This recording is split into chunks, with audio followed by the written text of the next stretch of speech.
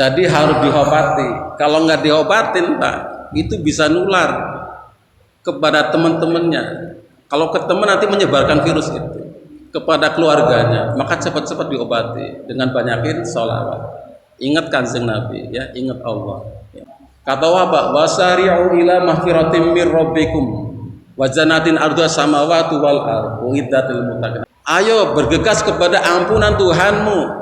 Kalau sudah Allah ampuni semuanya, maka akan cepat-cepat nanti kalau meninggal akan masuk kepada surga yang Allah sediakan kepada orang-orang yang bertakwa. Itu ya. Jadi halal bihalal ini adalah mencairkan suasana hati antar manusia yang punya perasaan psikologis dalam pergaulan, dalam bersilaturahmi. Itu tujuan halal bihalal, biar tidak ada hambatan psikologis dalam bergaul, ya, sehingga kita menjadi nyaman, diridhoi oleh Allah Subhanahu wa taala. Hudil alfa wa'mur bil urf warid anil jahili. Jadilah pemaaf. Kita disuruh menjadi pemaaf dan suruh orang lain untuk melakukan kebaikan-kebaikan dan tinggalkan atau palinglah jangan deketi orang-orang yang jahil, orang-orang yang bodoh, orang-orang yang tidak mau memaafkan. Tinggalkan dia, ya. Maaf ini penting, Pak. Karena Allah menghendaki semua manusia itu harus bisa berbuat baik kepada orang lain. Lilladzina ahsanu fi hadil dunya hasanah. Siapapun yang melakukan kebaikan di dunia ini, apapun agamanya, pasti di dunia ini akan mendapat kebaikan. Kalau sampean punya toko, sampean ramah, pemaaf, baik, jujur, amanah, pasti pelanggannya banyak, harganya tidak mahal, pasti banyak. Itu kebaikannya Allah berikan. Itu pahala di dunianya seperti itu, ya. Orang baik akan mendapatkan banyak teman, banyak disukai. Itu sudah rumus hukum alamnya begitu, ya. Semua yang berbuat baik akan mendapatkan kebaikan. Makanya in ahsantum ahsantum li anfusikum. Kalau kita berbuat baik, sebetulnya kita berbuat baik untuk diri kita sendiri, ya. Kalau kita jahat kepada orang, sebetulnya kita sedang menjahati diri kita sendiri. Kita nanti nggak punya teman kok, ya. Akan dijauhkan dari pergaulan, ya. Jadi kalau kita berbuat baik, itu untuk kita, bukan untuk orang lain, bukan untuk saudara kita, untuk kita butuh itu. Makanya teruslah tebarkan kebaikan.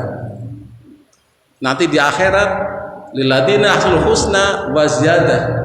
Orang-orang yang berbuat baik di dunia nanti di akhirat dapat surga yang bagus plus ada tambahannya, yaitu bisa melihat Allah Subhanahu wa taala. Saya melihat ada anak-anak yang aktif, ya, para remaja yang berinisiatif melaksanakan hal bihalal ini. Mungkin karena orang tuanya lagi mikirkan pembangunan mesin, ya. Dan ini patut diapresiasi, ya. Ini sudah muncul di atap, Pak, ya, ditingkatkan. Nanti kedepannya bukan saja main apa namanya duror, ya, bukan saja duror, tapi meningkat menjadi imam taraweh, meningkat. Karena saya melihat para remaja sekarang itu vakum, kurang dalam memakmurkan masjid, kurang. Saya kemarin ngobrol dengan teman saya di musola saya bilang tahun depan yang mengimami tarawih 1 minggu, mungkin minggu kedua itu anak-anak. Saya bilang gitu, anak-anak yang sudah sunat akan dilatih oleh Ustadz Dadang tahsil Quran, cara baca Qurannya selama setahun, disiapkan untuk menjadi imam taraweh, biar anak-anak senang, biar yang lainnya jadi ikut-ikutan belajar Al-Quran. Mungkin di Wanarata nanti di musola saya, insya Allah akan terlaksana. Dan ternyata Pak, ibu-ibu sekalian, 1400 tahun yang lalu sudah terjadi anak-anak menjadi imam taraweh pada zaman Khalifah Abu Bakar Siddiq. Sudah, ya. Bahkan pada zaman Khalifah Ali bin Abi Thalib itu ada audisi anak-anak penghafal Quran untuk menjadi imam taraweh. Jadi generasi ini dipersiapkan, yang ini kita kurang. Bukankah di dalam Islam itu kita disuruh mengajari anak-anak mulai usia 7 tahun? 7 tahun Pak. Jadi kalau kita ngajarin anak-anak untuk sholat pada usia 7 tahun, kira-kira itu kelas 1 SD ya, itu kira-kira di mana Pak? Di rumah apa di masjid?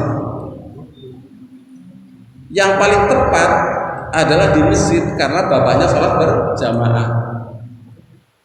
Jadi biarkan anak-anak itu sholat di masjid, jangan dilarang-larang, karena itu ajaran Islam. Di mana lagi di rumah ibunya sibuk masak, ngurusin adiknya, maka di masjid itulah anak-anak itu belajar sholat, belajar Al-Quran, belajar tajwid dan sebagainya. Biarkan. Ada sebuah kisah, yaitu seorang ulama besar namanya Umar Abdul Kafi, seorang ulama, ini pengarang kitab kuning juga ya. Dia bertemu dengan orang laki dewasa sekitar usianya 60-an tahun. Dilihatnya wajahnya tidak ada bekas tanda-tanda sujud. Ini ulama jadi ngerti Pak, ada tanda-tanda sujud atau tidak. Tapi kalau kita jangan coba-coba, nanti salah ya, salah menilai, nanti malah berbahaya ya. Dilihatnya orang itu yang usianya 60 tahun itu tidak ada bekas tanda sujud, berarti tidak pernah wudu Pak. Karena dia seorang ulama yang pintar, akhirnya dia ngobrol yang enak. Ketahuanlah bahwa ternyata ya, anak itu pernah sholat di masjid, pernah. Ditanya kapan terakhir sampean sholat? Dulu ketika umurnya 5 tahun. Jadi 55 tahun yang lalu saya pernah sholat di masjid. Jadi waktu itu anak itu usia 5 tahun sholat di masjid di belakang shaf laki-laki. Kemudian ada orang tua dewasa yang menghardiknya, mengusir, kamu sholatnya berisik, ke sana di belakang, disuruh di belakang itu dengan bahasa yang tidak nyaman. Sejak itulah dia tidak sholat. Kalau kita yang melakukan itu Pak, nanti di akhirat ketika malaikat menanyakan kepada anak itu, jawaban apa yang akan kita berikan kepada mereka? Menyebabkan dia tidak sholat, kita bisa terseret Pak. Makanya biarkan anak-anak itu ikut berjamaah. Jadi ketika Nabi jadi imam, mendengarkan suara tangis anak kecil memanggil ibunya yang sedang ikut berjamaah, Nabi mempercepat sholatnya. Gak marah itu Nabi ya, tidak marah. Setelah itu selesai, gak ada masalah, gak dimarahin tuh.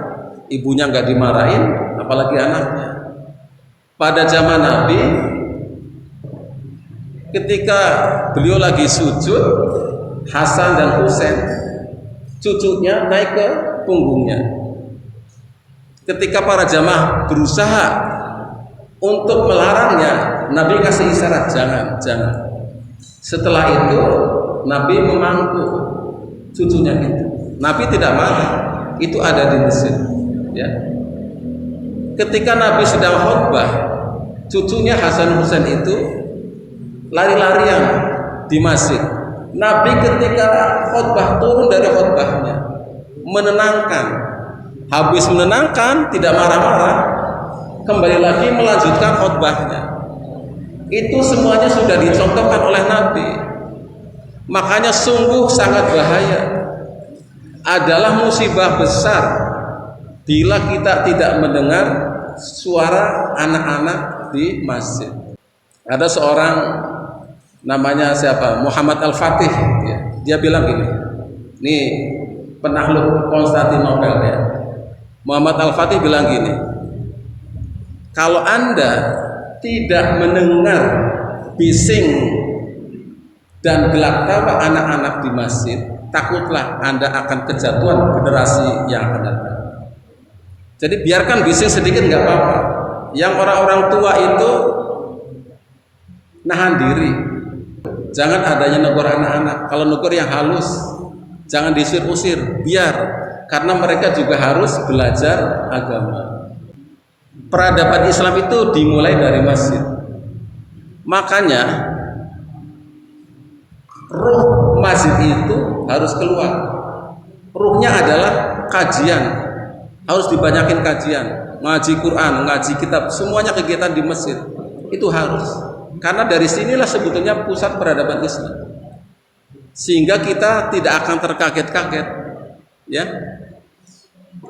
Ketika kemarin rame-rame di Az-Zaitun, ada di pesantren Az-Zaitun orang sholat pakai dasi, pakai jas, mungkin pakai sepatu.